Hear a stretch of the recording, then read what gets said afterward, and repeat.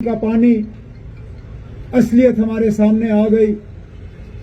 रात को ही हमारे जम्मू कश्मीर के लेफ्टिनेंट गवर्नर साहब ने कहीं पे तकरीर की और कहा फिलहाल यहाँ पे न म्युनिसिपल इलेक्शन होगा न पंची सरपंची का इलेक्शन होगा। और हैरानगी की बात यह कि बहाना जब तैयार करना था तो कहा कि यहाँ पे डिलिमिटेशन होनी है, नए सिरे से जो वार्ड है वार्ड बंदी करनी है, उसके बाद इलेक्शन होंगे। अब मेरी समझ में नहीं आता आखिरकार ये हमारे हुक्मरान जो हैं इनको अकल क्यों नहीं आती, जब सबको पता था कि असेंबली का जो टर्म है वो 5 साल का होता है, म्युनिसिपैलिटी का भी वक्त 5 साल का होता है। जब इनको पता था कि पिछले म्युनिसिपल इलेक्शन 2018 में हुए थे, नए सिरे से जब असेंबली के ये म्युनिसिपैलिटी के इलेक्शन होने हैं वो 2023 में होने हैं, तो खुदारा मुझे ये बताए ना, डिलिमिटेशन की बात उनको आज ही याद आई? क्या 6 महीने पहले नहीं कर सकते थे? क्या 8 महीने पहले नहीं कर सकते थे? या तो इनका मकसद यही था कि लोगों का जितना थोड़ा सा भी असर रसूख रहता है अपने मुस्तकबिल पे उसको खत्म किया जाए, या मकसद यह था कि बीजेपी वाले इतने डरे हुए हैं, जिस तरह नासिर ने अपनी तकरीर में कहा यहां सिर्फ बीजेपी नहीं है, यहां बीजेपी की बी टीम है, सी टीम है, डी टीम है, अब कभी कभी उनका ई टीम भी नजर आ जाता है। शायद मकसद डिलिमिटेशन का नहीं है, मकसद इन लोगों को बचाने का है, क्योंकि ये जानते हैं आज लोग इतने नाराज हैं हर चीज से, हर चीज में आज लोगों को सताया जाता है, चाहे सड़क पर चलते चलते गाड़ी को रोकना, खामखा लोगों की तलाशी लेना, बिजली के मामले में लोगों को तंग करना, पानी के मामले में आज पानी है नहीं कहीं पे, तरक्याती कामकाज कहीं नजर नहीं आते, नौजवानों के लिए तो रोजगार दूर की बात, जो खाली पोस्ट पड़े हैं हुकूमत में उनको भी भरने का काम नहीं होता। जहां जहां ये रिक्रूटमेंट का सिलसिला शुरू करते हैं वहां धांधली होती है, लिस्ट में गलत लोगों का नाम शामिल होता है और सारा सिलसिला वहीं पर रुक जाता। मेरे सुनने के मुताबिक आज सिर्फ जम्मू कश्मीर पुलिस में कम से कम 6,500 पोस्ट खाली है, 6,500 पोस्ट सिर्फ जम्मू कश्मीर पुलिस में। बाकी हुकूमत का क्या हाल होगा वो आपके सामने, लेकिन कहीं पे भी इन पोस्टों को भरने का काम नहीं, लोगों को सताने के अलावा इनको कुछ दिखता नहीं। बिजली कहीं है नहीं, लेकिन मीटर रोज लगते हैं और रोज को नया मीटर। पहले तो कहा घर में मीटर लगाओ, हम आपको 24 घंटे बिजली देंगे। पटन में लोगों ने कहा चलो ना लगाओ मीटर, लगाए मीटर, बिजली कहीं नहीं। फिर इन्होंने कोई नया मीटर लाया, कहा ये डिजिटल मीटर है, कहा ये डिजिटल मीटर लगाओ, इससे सारा फर्क होगा। क्या तूफान का वो डिजिटल मीटर था, बिजली कहीं होती नहीं थी लेकिन मीटर घूमता रहता था। अब वो डिजिटल मीटर से इनकी तसल्ली हो गई, आज कहते हैं स्मार्ट मीटर लगाओ। और ये स्मार्ट मीटर ऐसा तूफान का, बिजली होती नहीं है लेकिन वक्त से पहले मीटर में पैसा जमा करना पड़ता है और बिना बिजली आए हुए उस मीटर से पैसा जो है वो निकलना शुरू हो जाता है। ये इनकी हालत है आज। कोई घर नहीं है जिसको बिजली के मामले में ये लोग सताते नहीं, और बिजली का रेट आसमान में। राशन के घाट खाली, राशन का सप्लाई कहीं नहीं, राशन की कीमत आसमान में।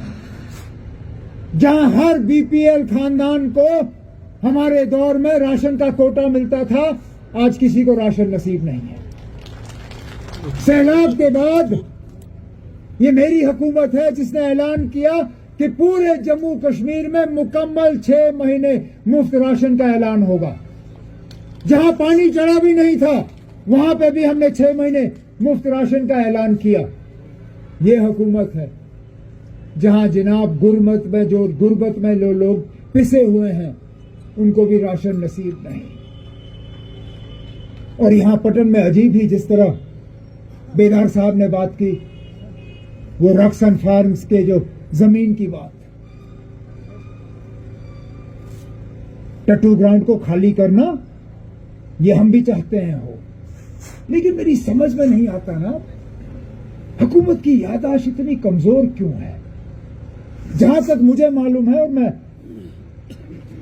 अपने सूबाई सदर नासिर साहब से यह कंफर्म कर रहा था, टट्टू ग्राउंड को खाली करने के लिए जनाब शेर कश्मीर शेख मोहम्मद अब्दुल्ला साहब के दौर पे शरीफाबाद में जमीन दे दी गई थी।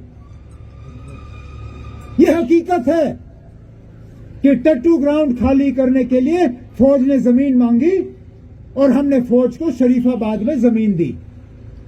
शरीफाबाद में जमीन पकड़ने के बाद भी उन्होंने टट्टू ग्राउंड खाली नहीं किया। आज दोबारा टट्टू ग्राउंड खाली करने के लिए अब पटन में जमीन पकड़ रहे हैं। पहले तो मुझे यह समझाइए ना, जो शरीफाबाद आपको जमीन दी गई थी वो किस लिए दी गई, और अगर कागज पे ये दर्ज है, मेहरबानी करके एलजी साहब जरा फाइल खोलिए, जरा फाइल खोल के देखिए। दुकान नहीं चलाता हूं, मैंने कभी दुकान चलाया नहीं है, क्योंकि दुकान में सौदाबाजी होती है। मैंने कभी सियासत में रह के सौदाबाजी नहीं की है। सियासत की है, सियासत करता हूं, करता रहूंगा। हुकूमत की है, आज नहीं कर रहा हूं, अल्लाह ताला ने चाहा तो कभी करूंगा। जहां तक रही हुकूमत को गिराने की साजिश, इसमें मुझे और कुछ कहने की जरूरत ही नहीं है। अल्ताफ बुखारी साहब ने सारा क्लियर कर दिया कि 2010 में क्या हो रहा था। ये साजिश पहली बार नहीं हुई है। शेर कश्मीर के साथ 1953 से ये सिलसिला शुरू हुआ, आज तक होता रहा है, आगे भी होगा ना। अब ये क्या कह सकता हूं ना। अब जहां तक मुझे याद है, टंगमर्ग में कोई जलसा नहीं हुआ। टंगमर्ग में ऑल पार्टी एमपीज की मीटिंग बुलाई गई थी। उनको वहाँ ज़मीनी सतह पे हालात जो है वो दिखाए गए थे। लोगों की नाराज़गी जो है उसका थोड़ा सा हम मरकज़ को दिखाना चाहते थे कि यहाँ हालात पूरी तरह से ठीक नहीं है। जलसा मुझे याद नहीं है, ना कोई जलसा वहाँ हुआ। टंगमर्ग जला और बुरी तरह से जला। जलाने वाले कौन थे वो भी अगर अल्ताफ बुखारी साहब फिर बताएं वो भी अच्छा होगा, क्योंकि वो भी शायद फिर 2010 की साजिश के साथ जुड़ा हुआ है। जनाब, इतनी हिम्मत है मुझे कि इंडिया अलायंस में रह के मैं कांग्रेस के बारे में कुछ कह सकूं। बुखारी साहब बीजेपी के दोस्त हैं, इसलिए बीजेपी के बारे में कुछ कहते नहीं हैं। एलजी साहब के दोस्त हैं, इसलिए एलजी साहब के बारे में कुछ कहते नहीं। ये हमारी जिम्मेदारी बनती है कि हम बीजेपी के बारे में भी कहते हैं, एलजी साहब के बारे में भी कहते हैं और फिर कांग्रेस के बारे में कहते हैं। लेकिन अब जो गलत है वो गलत है। जो कर्नाटका में हुआ वो गलत हुआ, और वो सिर्फ मुसलमानों के लिए गलत नहीं हुआ, सरदारों के लिए भी गलत हुआ। आप मुझे बताइए ना, आप ये ऑर्डर कैसे जारी करेंगे सरदार बच्चों के खिलाफ? क्या उनके पगड़ी उतारेंगे आप? बताएं मुझे, क्योंकि उसमें कहा हुआ है कि आप सिर ढक नहीं सकते, आप अपने कान जो है कवर नहीं कर सकते, कोई हेडगियर नहीं होना चाहिए। क्या कर्नाटका में कोई सरदार बच्चा जो है वो अब इम्तिहान नहीं दे सकेगा? हमारी बच्चियों के साथ तो ये कर्नाटका में पहली बार नहीं हुआ है, और हुकूमत ने कहा ये सिर्फ हिजाब के बारे में नहीं है। ठीक है, नहीं है। सरदार बच्चे क्या करेंगे? क्या उनकी पगड़ी उतारोगे आप इलेक्शन ये एग्जामिनेशन सेंटर में अंदर जाने के से पहले? बताएं ना। ये हमने किसी पार्टी को निशाना नहीं बनाया, हम उस ऑर्डर के खिलाफ हैं। अगर कांग्रेस हुकूमत कर रही है, अगर निशाना उन पर पड़ता है तो मैं उसके लिए माफ़ी नहीं मांगूंगा। अफवाह फैला रहे हैं ना आप। उमर साहब देखिए, आप सुनिए ना, नेशनल कॉन्फ्रेंस में मैंडेट का फैसला पार्लिमानी बोर्ड करती है और इस पे मोहर फिर हमारे सदर जनाब